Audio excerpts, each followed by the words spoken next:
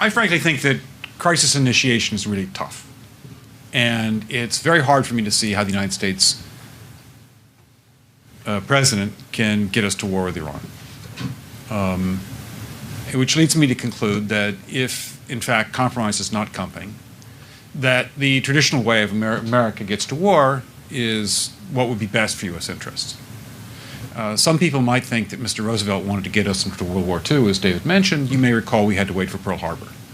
Some people might think Mr. Wilson wanted to get us into World War I. You may recall he had to wait for the Lusitania episode. Some people might think that Mr. Johnson wanted to send troops to Vietnam. You may recall he had to wait for the Gulf of Tonkin episode. We didn't go to war with Spain until the until the Maine exploded. And may I point out that Mr. Lincoln did not feel he could call out the Federal Army until Fort Sumter was attacked, which is why he ordered the commander at Fort Sumter to do exactly that thing which the South Carolinians had said would cause an attack. So if, in fact, the Iranians aren't going to compromise, it would be best if somebody else started the war. But I would just like to suggest that one can combine other means of pressure with sanctions. I mentioned that explosion on August 17th. We could step up the pressure. I mean, look, people, Iranian submarines periodically go down. Someday one of them might not come up. Who would know why?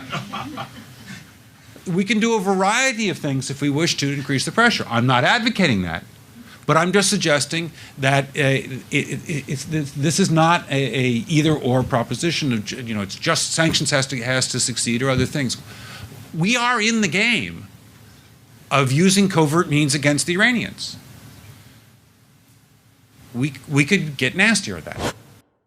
A plausible scenario for a military collision with Iran involves Iraqi failure to meet the benchmarks, followed by accusations of Iranian responsibility for the failure, then by some provocation in Iraq or a terrorist act in the United States blamed on Iran, culminating in a quote-unquote defensive U.S. military action against Iran that plunges a lonely America into a spreading and deepening quagmire, eventually ranging across Iraq, Iran, Afghanistan, and Pakistan.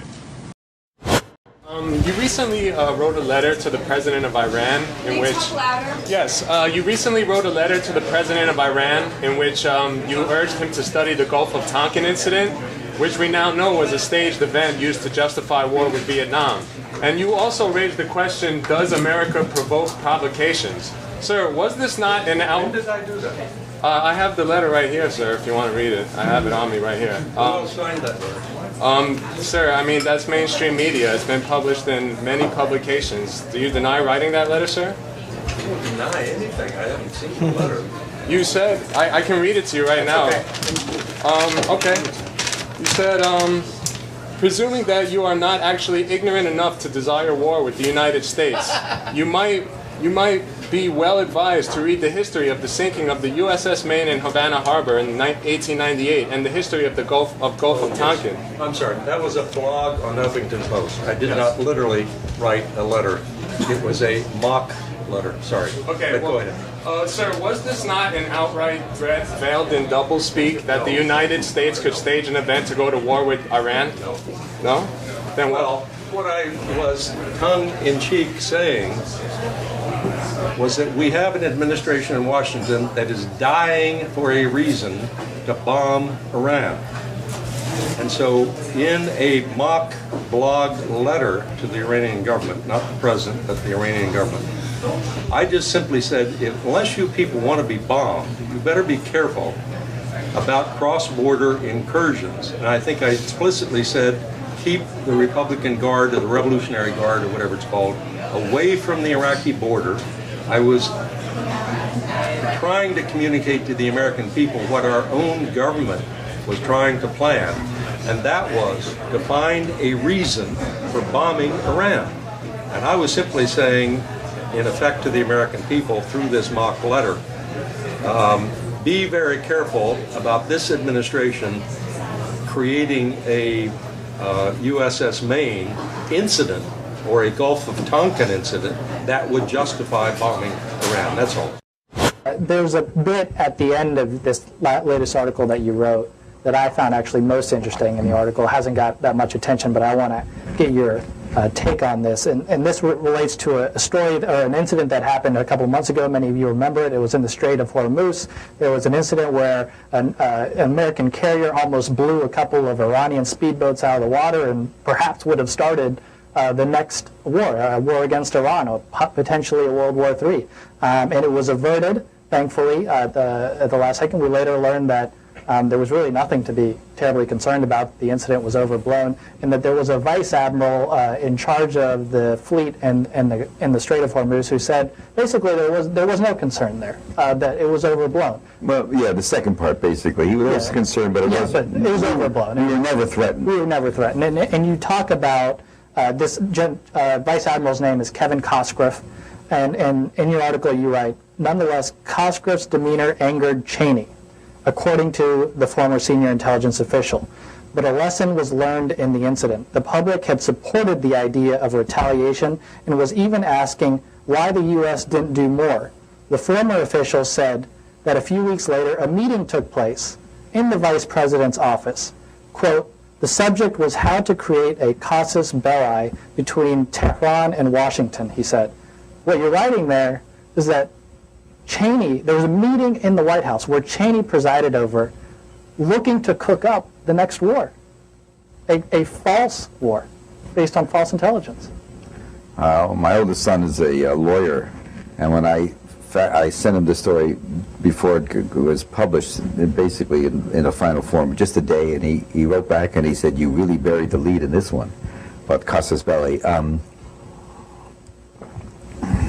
many press are here?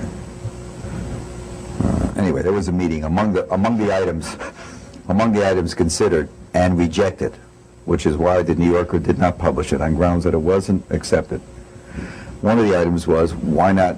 There was a dozen ideas proffered how to trigger a war. The one that interested me the most was why don't we in our shipyard build 4 or 5 Iranian boats that look like Iranian PT boats, put Navy SEALs on them with a lot of arms, and the next time one of our boats goes to the Straits of Hormuz, start a shoot-up. Might cost some lives, and it was rejected because you can't have Americans killing Americans. But that's the level of stuff we were talking about, provocation. But that was rejected. So I could understand the argument of not writing something that was rejected. Maybe. Basically, my attitude always towards editors is they're mice training to be rats.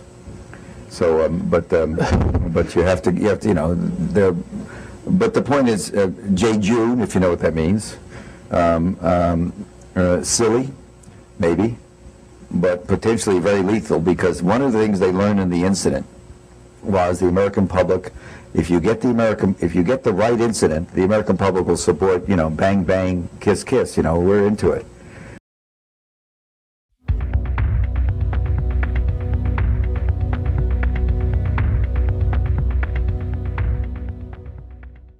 But in terms of how you think about problem sets, when I was a cadet, what's the cadet motto at West Point? You will not lie, cheat, or steal, or tolerate those who do. I was the CIA director. We lied, we cheated, we stole.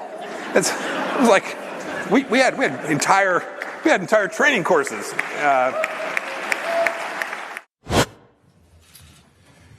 Good afternoon.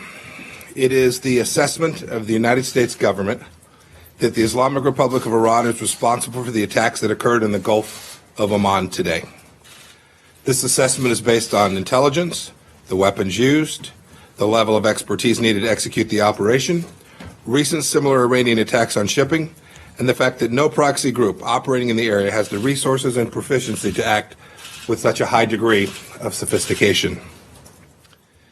This is only the latest in a series of attacks instigated by the Islamic Republic of Iran and its surrogates against American and allied interests.